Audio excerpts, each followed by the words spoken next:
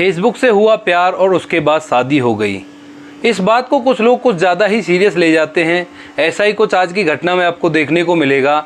एक लड़का फेसबुक से प्यार कर बैठता है और उसके बाद फर्जी दरोगा बनकर उस लड़की से मिलने चला जाता है। लड़की थी एडवोकेट और बाद में होता है एक बहुत बड़ा खुलासा। आखिर क्या हुआ था इस घटना के अंदर, पूरी सच्चाई जानने के लिए वीडियो को अंत तक जरूर देखें। नमस्कार दोस्तों, मेरा नाम है जीतू सौरत और आप लोग देख रहे हो ब्रेन डिमांड चैनल। वीडियो को ज़्यादा से ज़्यादा शेयर करें और पेज को फॉलो करना ना भूलें। आज की ये घटना बरेली की है। बरेली के अंदर एक ऊषा पंडित नाम की लड़की थी जिसने LLB की हुई थी और बरेली के ही डिस्ट्रिक्ट कोर्ट में अपनी प्रैक्टिस कर रही थी। उसके घर वाले उससे कहते हैं कि बेटी अब तुम शादी लायक हो गई हो तो अपनी शादी कर लो, लेकिन वो घर वालों से साफ मना कर देती है कि मुझे और आगे बढ़ना है, मैं अभी शादी नहीं कर सकती। इसी तरह से दिन बीत रहे थे, तभी टाइम आता है जुलाई 2022 का। जुलाई 2022 में उस लड़की के फेसबुक अकाउंट पे एक फ्रेंड रिक्वेस्ट आती है। लड़के का नाम था सतेंद्र त्रिपाठी। जैसे वो प्रोफाइल को खोल कर देखती है तो प्रोफाइल में लिखा हुआ था कि जो सतेंद्र त्रिपाठी है वो एक थाने के अंदर SI है, सब इंस्पेक्टर की पोस्ट पर है, उत्तर प्रदेश पुलिस के अंदर। लखनऊ का रहने वाला है और देखने में काफ़ी ज़्यादा सुंदर है, स्मार्ट है। उसे देखकर वह लड़की जो ऊषा देवी होती है, जो एडवोकेट थी, वह उस रिक्वेस्ट को एक्सेप्ट कर लेती है। एक्सेप्ट करने के बाद दोनों की बातें होती है और बातों का सिलसिला लगभग 5 महीने तक चलता है। अब जैसे ही बातों का सिलसिला चलता है तो दोनों को एक दूसरे से प्यार हो जाता है। तभी जो सतेंद्र त्रिपाठी है वो उस लड़की से शादी की बात करने लगता है। जो लड़की ऊषा पंडित है वो कहती है कि शादी की बात अगर तुम्हें करनी है तो मेरे घर वालों से करना, ऐसे कैसे मैं शादी की बात कर सकती हूँ। फेसबुक पर ही उनकी बातें होती थी और फेसबुक से फ़ोन नंबर लिए दिए जाते हैं और एक दूसरे से फ़ोन पर भी बातें होने लगती है। अब इसके बाद जो ऊषा पंडित है वो सतेंद्र से कहती है कि क्यों ना एक बार हम दोनों को मिल लेना चाहिए। तो सतेंद्र भी इस बात के लिए एग्री हो जाता है और वो कहता है कि हाँ ठीक है, मिल लेंगे, बताओ कहाँ मिलना है। तो ऊषा पंडित उसे पूछती है कि तुम्हारी पोस्टिंग फ़िलहाल कहाँ है। तो वह बताता है कि लखनऊ के अंदर हजरतगंज थाने में है। तो अब वो दोनों एक दिन डिसाइड करते हैं जिस दिन उन दोनों को मिलना था। टाइम और जगह फिक्स कर दी गई थी। जिस दिन का तय था उस दिन सतेंद्र त्रिपाठी अपने वहाँ से रात में ही ट्रेन में बैठकर चल देता है और सुबह सुबह वो बरेली पहुँच जाता है। वहाँ पर उतरता है तो देखता है कि वो लड़की ऊषा पंडित उसका वेट कर रही है। जैसे ही ऊषा पंडित सतेंद्र त्रिपाठी को देखती है तो वो एकदम से शॉक रह जाती है, हैरान रह जाती है, क्योंकि जो सतेंद्र त्रिपाठी था वो देखने में तो स्मार्ट लग ही रहा था। ऊपर से उसने पुलिस की वर्दी पहनी हुई थी, उत्तर प्रदेश पुलिस की, 2 स्टार लगे हुए थे, वॉकी टॉकी लगा रखा था और आंखों पे चश्मा लगा रखे थे। तो एकदम से दबंग स्टाइल में वो वहाँ पे आया था। उसके बाद दोनों मिलते हैं, एक जगह जाते हैं। वहाँ पर जाकर चाय कॉफ़ी ऑर्डर की जाती है। चाय कॉफ़ी आ जाती है, उसको पीने लगते हैं। तभी जो ऊषा पंडित है वो कैजुअली उससे नॉलेज के लिए बातें करने लगती है। वो पूछती है कि अगर इस तरह का झगड़ा हो जाए तो उसमें कौन कौन सी धाराएं निकलेंगी, क्योंकि वो एक वकील थी और जो सामने बैठा था वो एक थाने का दरोगा था। तो उसे पता होना चाहिए था जैसा भी झगड़ा होता है तो उसमें कौन सी धाराएँ लगती हैं। वो उसे कई सवाल पूछती है, लेकिन जो सतेंद्र त्रिपाठी है वो उसके सवालों के जवाब नहीं दे पा रहा था अच्छी तरह से।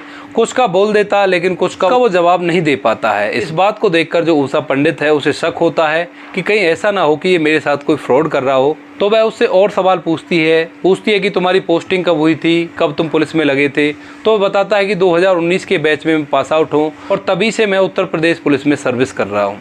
अब जैसे ही वो ज़्यादा सवाल पूछती है ऊषा पंडित, तो जो सतेंद्र त्रिपाठी है उसको शक हो जाता है कि ये मेरे पे शक कर रही है। तो उसके बाद वह ऊषा पंडित को इमोशनल करने की कोशिश करता है। वह अपनी पुरानी कहानी बताने लगता है कि जब मैं छोटा था तो मेरे माता पिता एक गाड़ी के अंदर जा रहे थे, उसका एक्सीडेंट हो गया और उन दोनों की मौके पर ही मौत हो गई। उसके बाद मेरे मामा नाना ने मुझे पाला है, बड़ा किया है और 2019 में मैंने मेहनत करके, पढ़ाई लिखाई करके अपनी खुद की जॉब प्राप्त की है यूपी पुलिस के अंदर। मैं सब इंस्पेक्टर बन गया और अब मैं तुम्हारे सामने हूँ।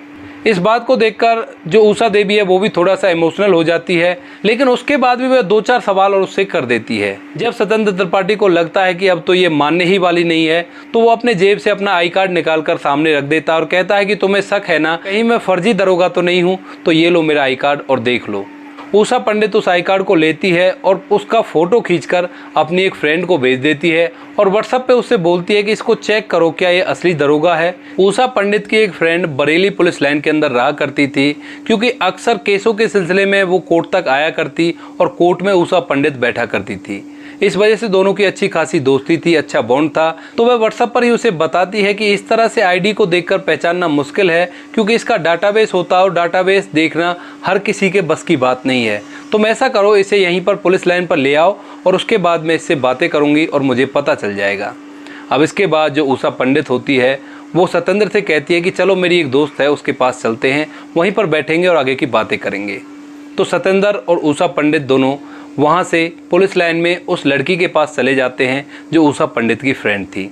अब उससे जाकर जैसे ही सतेंद्र से वो बात करती है तो कई चीज़ें पूछती है कि ट्रेनिंग के टाइम में ये हुआ था, तो उन बातों में वो अटकता सा दिखाई देता है उषा पंडित की फ्रेंड को।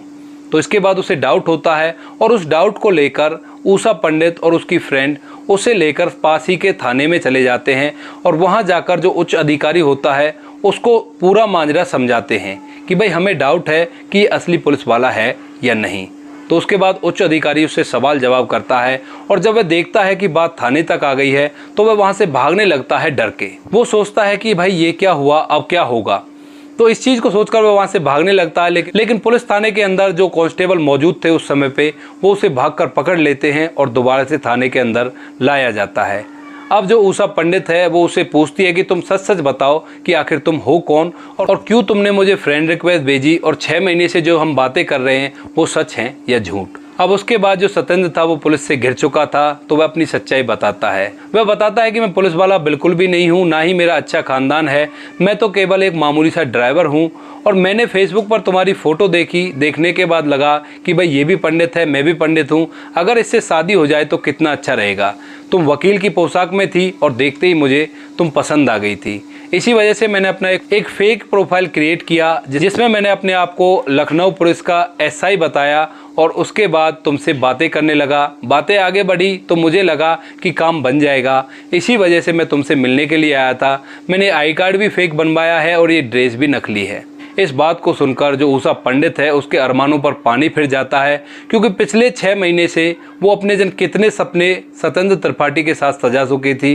वो मन ही मन सोचती कि हम दोनों की शादी हो जाएगी, ये उत्तर प्रदेश पुलिस के अंदर दरोगा है और मैं वकील रहूंगी, अच्छा खासा पैसा आएगा, अच्छा घर परिवार चलेगा। इन सभी बातों को सोच सोचकर उषा पंडित का दिमाग खराब हो जाता है और वह तभी उसी थाने के अंदर उसके खिलाफ एक एफआईआर दर्ज करवाती है और उसमें वह सारी तमाम धाराएं जो धोखाधड़ी की होती हैं, 420 की होती हैं, उनको दर्ज करवाती है और उसको वहीं के वहीं पुलिस के हवाले कर देती है।